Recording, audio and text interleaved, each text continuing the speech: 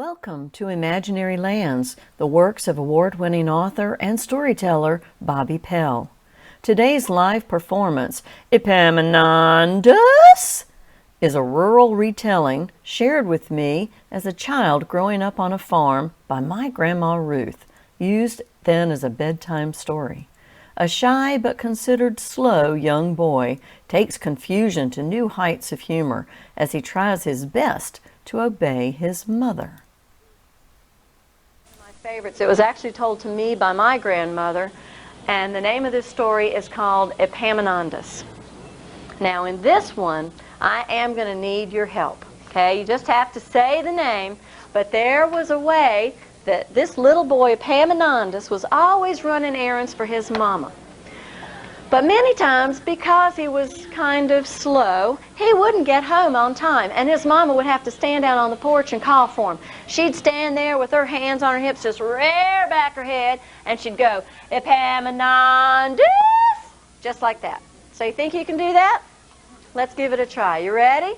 You ready to help me? Epaminandas. That's right. We won't disturb anybody else. It's okay. All right. So one day, Epaminandas said, Mom, I'm going to go visit Auntie. And so he did. And when he got there, Auntie had been making beautiful yellow fresh cakes all morning long.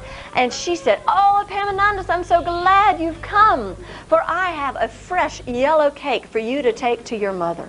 And he goes, all right. So he put it in his hand, wanted to make sure that he had a good hold on it, and he started walking home. Well, he held on to that cake so tightly. What do you think started happening? It did. It started going like that because crumbs started following behind him. And by the time he started getting near the house, all he had just about was this one little fistful of cake. Well, he was running behind, and his mama, she stood out on that front porch. Help me now. Epaminandas! And then this boy comes walking up, and he goes, Look, Ma, look, Auntie gave me some fresh yellow cake. And he opened up his hand. And she took one look at that itty-bitty little piece of cake left, and she goes, Oh, Epaminandas, son, you ain't got the sense you were born with. That's no way to carry a piece of cake. Why, if you get a piece of cake, you're supposed to take off your hat, put the cake in your hat, put your hat on your head, and then you walk home. Well, he thought about this, and he thought, okay. So, a couple of days later, he said, Mom, I'm going to go visit Auntie again. I'll see you in a bit. So he went on over to Auntie's, and when he got there, she'd been making fresh butter. The way we make it up here in the mountains, the way they used to with the churns and the nice little decorations on top. And she said, Oh, Epaminandas, I'm so glad you came. I have this wonderful pat of butter for you to take home to your mama. And he goes, all right. So he started thinking, now, what did my mama say? Oh, yeah. So took that big pat of butter, took off his hat, put it in his hat, put the hat on his head, and started walking home. Well, it was a hot day. And as he walked, that butter started trickling, started getting down in his ears, started getting down his neck, all the way down, even reached his belly button. And by the time he got home, he was getting very close. There was hardly any butter left. He was covered. And his mama, she stood out on that front porch, and what'd she say? Epaminandas! And then here walks that silly boy. Oh, my goodness, Epaminandas, what is that all over you? And he goes, Oh, Mama, Auntie gave me some butter and it's all over me. He just looked so pitiful. She goes, Epaminandas, son, you ain't got the sense you were born with. That's no way to carry butter, especially on a hot day. You're supposed to take that pat of butter and you wrap it up in some big leaves, and then about a half of the way home, you stop by the creek and you cool it in the water and you cool it in the water and you cool it in the water. Then that way it won't melt on you. And then you bring it on home. Well, he thought about that for a minute, and he went, okay.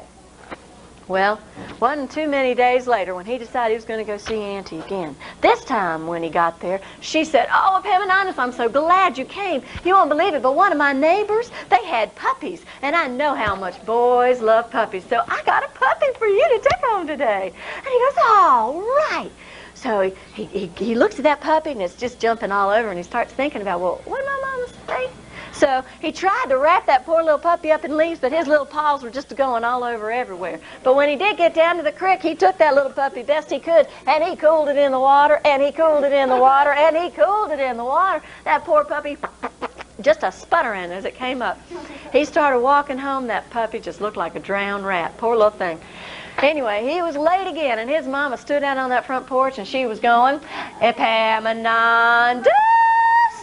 And he walked up with that little puppy, and she goes, oh my goodness, and she took it from him, and she held that puppy. She goes, Epaminandas, that's no way to carry home a puppy. Boy, you just ain't got the sense you were born with. What you do with a puppy is, if you don't have a leash and a collar, you just take a nice little light piece of string, kind of gently wrap it around its neck, not too tight, and then take another little piece of string and attach it to that, and then let the puppy follow home behind you. Laws of mercy, what am I going to do with this boy? So, a few days later, Epaminandas went one more time to go see his auntie. When he got there, she'd been making fresh bread all morning long. Epaminandas, I'm so glad you came. Son, I got this beautiful loaf of bread for you and your mama. And he goes, all right. And he took that loaf of bread and he started thinking, now, what was it my mama said? So he pulled out this little short piece of string he had, and he wrapped it right around the middle of that piece of bread. Then he tied another piece to the end of it, and he let that bread bump home all the way behind him. So by the time he got close to home, all there was an itty-bitty chunk of bread where the string was wrapped. So anyway, he was late. I know y'all don't believe that, but he was late once again. And his mama was out on the front porch. She was going, Epaminandas! And here he walks. Mom, look, I don't have as much, but I got some bread left from Auntie. And she handed it to him. And so she looked at that bread and she goes, Epaminandas, I just don't think you better run any more errands for me, son. You've got a really good heart, but I just think I better go to Auntie's from now on. But tell you what, I do have to go over and talk to her about something. So for right now, I want you to be as careful can be, because I have 6 mince pies cooling on the back steps. So you be careful how you step by those, all right? He goes, okay, Mama. And she went on. Well, he played in the house for a little bit, but soon, he got a little tired and decided he needed to go outside. So he got on that back stoop and he looked at those 6 pies. He said, now, what'd she say? She said, be as careful can be as I step by those pies. And he was. He took his foot and he put it smack dab in the middle of the first pie, smack dab in the middle of the second, and the third, and the fourth, and the fifth, and the sixth, until he had stepped in every one of those pies. Now, by the time his mother got home, I know you just thinking, oh my goodness.